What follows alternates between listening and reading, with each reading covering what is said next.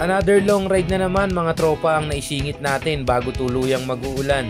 Sana naman di pa ito yung huling nature trip natin dahil mukhang mag-uulan na ngayong buwan. Kaya kung may oras pa kayo at gusto nyo pang mag-ikot-ikot, idagdag nyo na to sa listahan nyo. Binoy's Resort lang mga tropa, dito lang yan sa Zambales. Ano pang hinihintay nyo mga tropa? Tara, biyahe tayo. From Tondo nga pala ay pupunta muna tayo ng Malolos, Bulacan dahil doon tayo magkikita-kita ng mga kasama natin. Bali sa biyahe nga pala natin ngayon, kasama natin si Rodel, si Kulots at si Idol pa rin. At dahil lahat sila ay tiga Bulacan, nagpasya kami na sa Malolos na lang kami lahat magkita.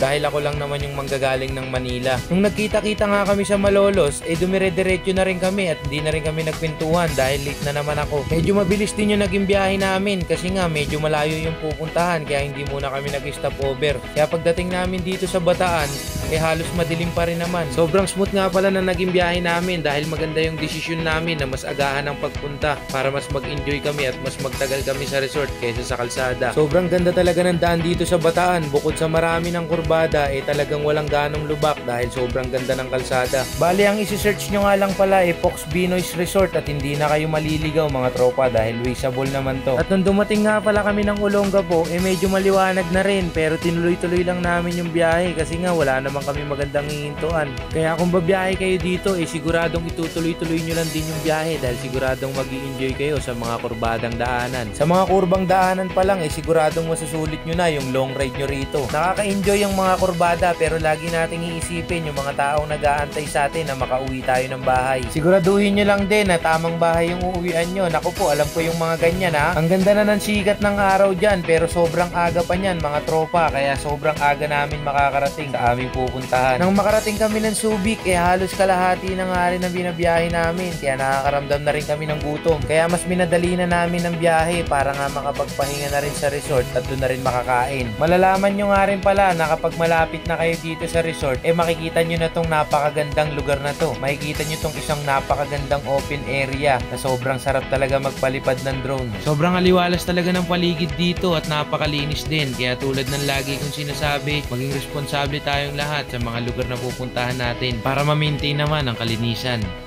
Sa road close po kami sir, kaso ang alternate route po namin papunta po ng San Felipe. Yung boundary po ng San Narciso at San Felipe na po. Ang pinapapasok lang po namin dito yung mga wheeling lang po. Kasi ito lang po yung pinaka-una. Bali nung araw na pumunta nga pala kami, saktong ginagawa yung daanan pero may alternate route kaso nga lang medyo malayo yung ikutin. Halos isang bayan pa kaya pinilit na lang namin maglakad dito sa lugar nila. Kasi nasa 10 minuto lang naman yung lalakarin kaysa naman umikot kami ng pagkalayo-layo. Sayang ang gas.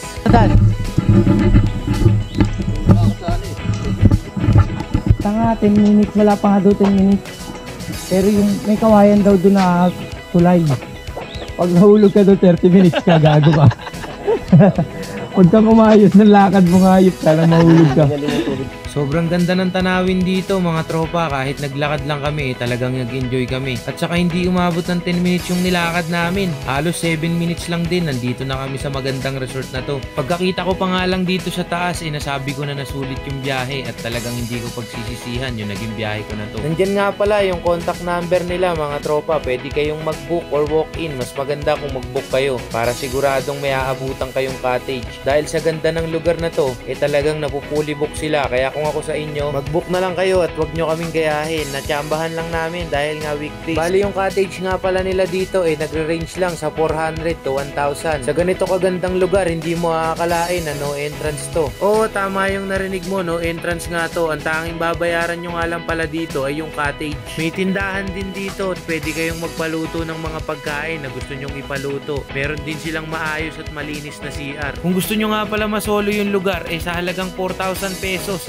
masosolo nyo na yung buong lugar. At sa mga gusto nga pala mag-overnight, libre lang ang tent pitching dito mga tropa. At kung short naman ang budget nyo, etong Fox Binoy's Resort sa halagang 2,500 masosolo nyo na. Di nga lang kasama yung kabila. Inuulit ko mga tropa, itong napakagandang resort na to free entrance to. Kaya sana naman, wag kayong maging dugyot katulad nung nakasabay namin. Kahit nakita niyang may mga naliligo, talagang binagsak niya dun yung pinag-iihawan nila at dun niya binanlawan sa tubig. Although running water naman, kaso hindi man lang siya nahiya. Kaya maraming magagandang lugar na pumapangit dahil sa mga walang disiplinang tao. Sana naman wag tayo laging ganun para maalagaan natin yung natural na ganda ng lugar. Tignan mo naman sa sobrang linaw, pwede kang magtampo sa ilalim ng tubig. Kaya ano pang iniintay nyo mga tropa? Punta na kayo dito sa Fox Binoy's Resort. Tignan nyo naman kung gaano kaganda yung tubig. Sigurado ako na ultimo ang mga anak nyo mag-i-enjoy sa paliligo rito. Siguradong tanggal rin lahat ng mga kati nyo sa katawan. Siguradong mag-i-enjoy kayo at mawawala ang stress nyo. Ano pang iniintay nyo? Ito nga pala yung FB page nila sa mga gustong mag-book. Hanggang dito na lang mga tropa. Salamat nga pala sa mga patuloy na sumusuporta. At kung bago nga pala kayo dito sa atin, pa-like and follow naman ang page at pa-share na rin ang mga videos. Salamat.